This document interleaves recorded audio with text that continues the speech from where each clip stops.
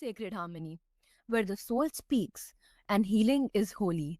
Tonight, we welcome Samantha Jones Darling, a spiritual teacher, shamanic healer, and soul stirring author of I Am Ready. Let That Ish Go. Her story isn't just about pain, it's about the sacred power of release. If you have ever clung to a version of yourself that no longer serves you, this is your invitation to let go with grace. Welcome to the show, Samantha. It's an honor to have you. Thank you so much. It's an honor to be here. I really appreciate the invitation. hmm So, Samantha, letting go is a phrase we hear a lot. But in your experience, what does it actually mean on a soul level? What it means on a soul level is actually get in alignment with yourself. It means to let go of the programming, of the conditioning, of the shoulds and supposed tos, and align with the truth of your heart, the truth of your being, the truth of your soul. hmm Right. And what did you personally have to release to become ready for your truth? I had to release many things. The first thing I had to release was hurting myself. I grew up in an environment of chaotic abuse and trauma. And when you're a child who grows up in that, you have a tendency to repeat those patterns. And so for myself, I had to first stop hurting myself and stop repeating the patterns that I had grown up in. And then from there, it kept going and kept going, and I had to release quite a bit of PTSD and the trauma that came from that. I worked with anxiety and depression and digestive issues and overthinking and being bullied and narcissistic abuse followed me quite a while. I've been through quite a lot of challenges in my life and through my own personal journey of letting go and then leading others and my clients through their process of it is how I came to write this book. hmm And sometimes we cling not to love, but to the version of us that survived. And healing begins the moment we stop. So, your book blends honesty with sacred humor. How do you use laughter as a healing tool in the grief and messiness of letting go? Hmm, that's a great question. Well, one of the things that's very helpful is if we can laugh at ourselves and be light and give ourselves grace, and the things that we perceive as mistakes are actually just learning techniques. We learn by doing, we learn by trying, we learn by experiencing. And that's actually the journey and the purpose that we're all here on, no matter what country you live in, no matter what family you were born into.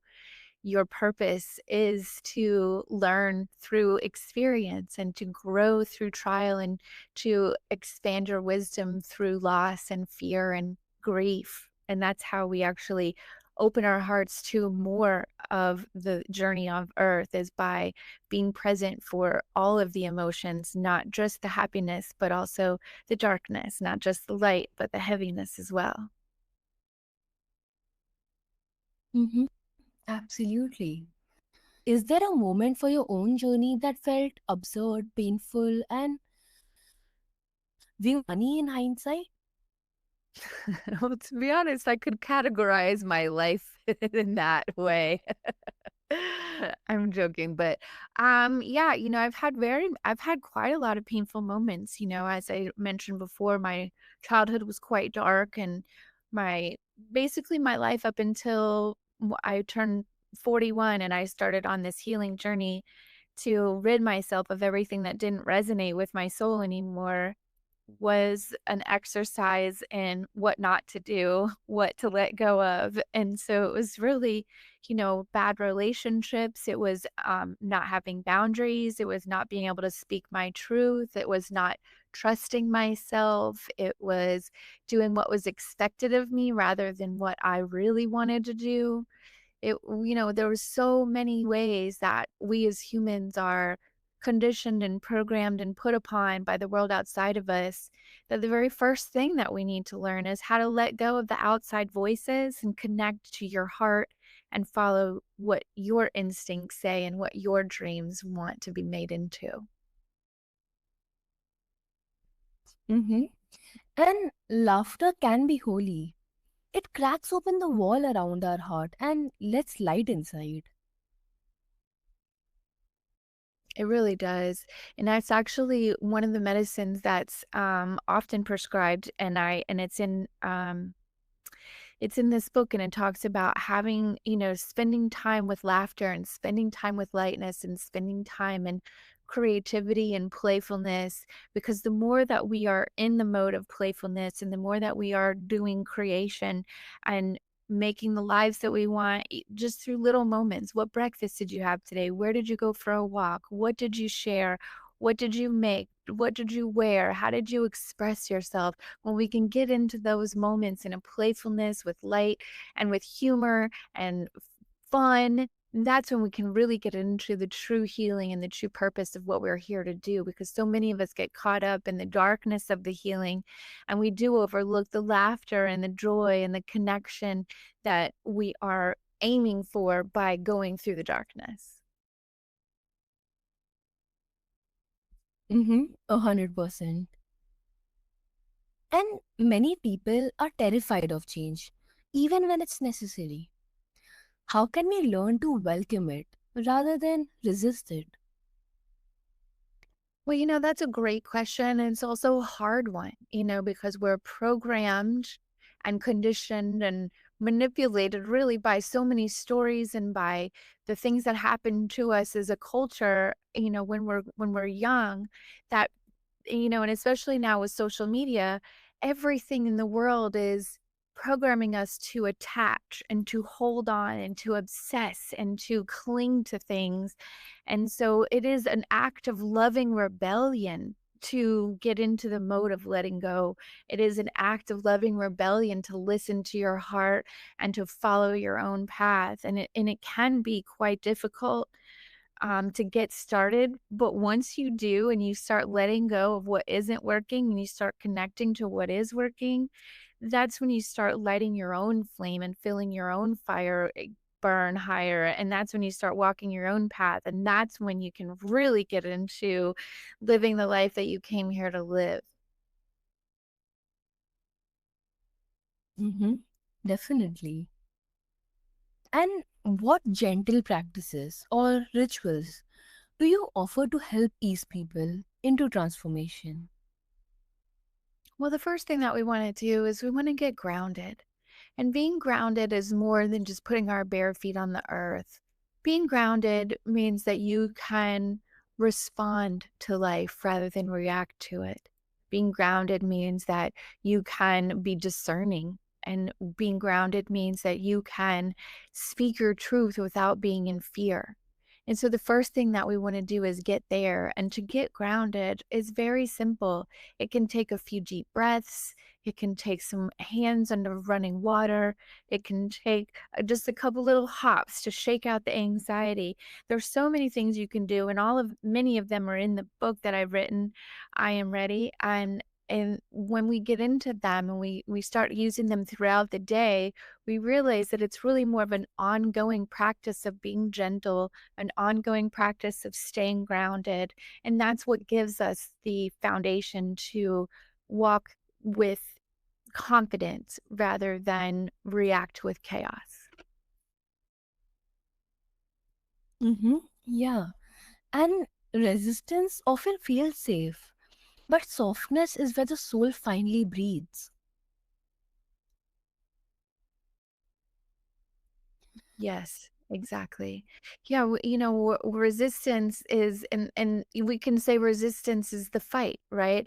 And surrender is when we stop fighting, right? Surrender doesn't mean give up. It means stop fighting. It means put down the swords. It means sit with yourself.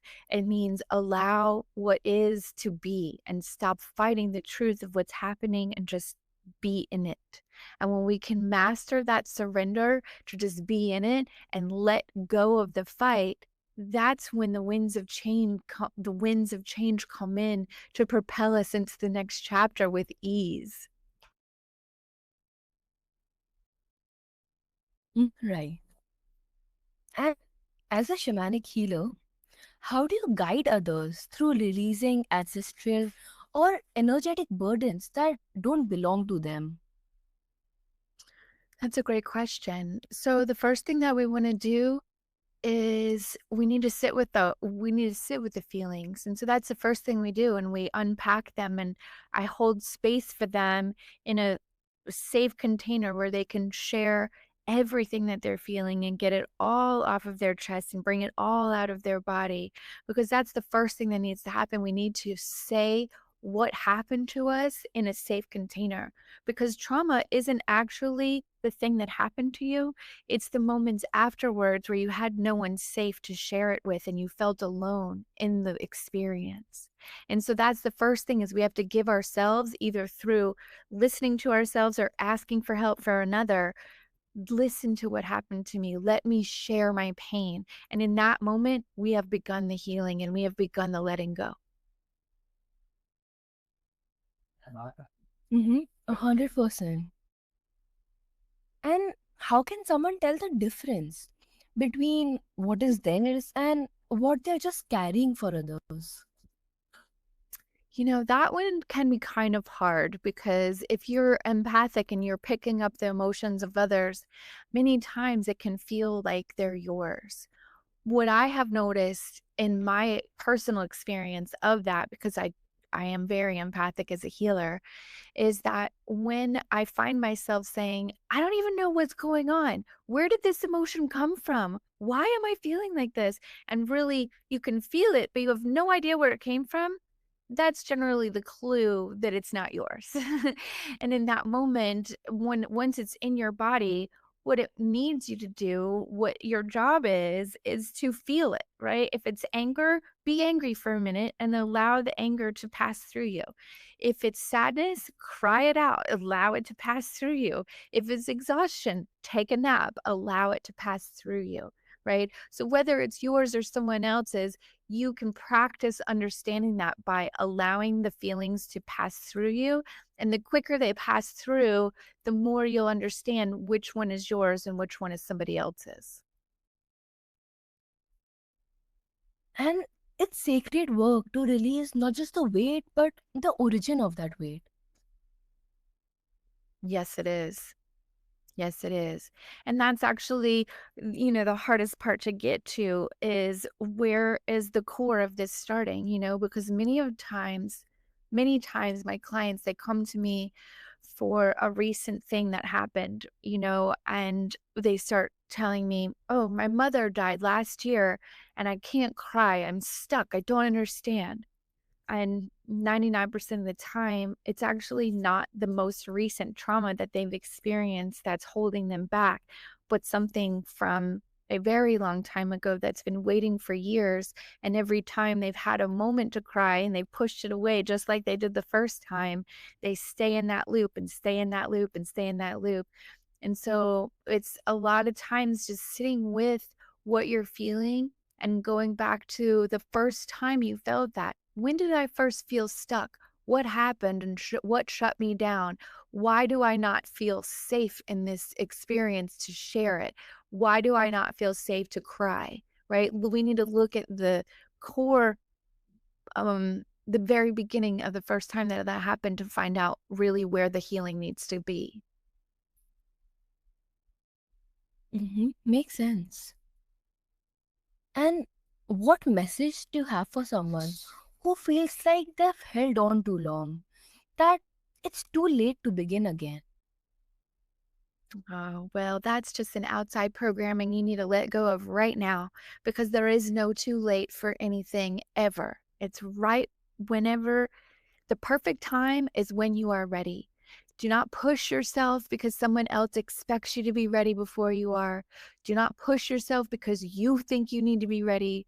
What you need to do is relax, surrender the fight, And when you are ready, you will know your body will get up and move, your voice will speak, your tears will flow, your hand will write, your body will shake. Everything that you need will come to you when you're ready. Do not fear because the body knows what it's doing. If you can let your body lead and surrender the fight to keep it quiet, surrender the fight to keep it pristine, and just allow yourself to be messy and wild and let your body lead, that's when you can really get into letting go and not staying in the stuckness that so many of us are in. That's amazing. And if the inner child was listening right now, what would you want them to hear?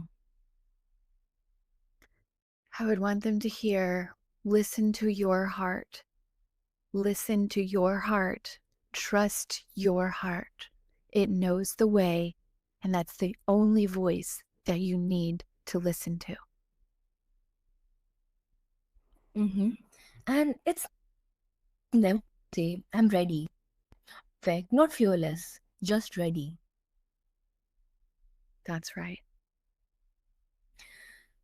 Letting go is sacred. It's not about abandonment of self, it's a reunion with your wholeness. Thank you, Samantha, for reminding us that even our scars can become soft places to land. Waiting in, this is it. Let that ish go. You are worthy. You are whole. You are ready. This is Sacred Harmony. Time, stay open, stay honest, and stay soft.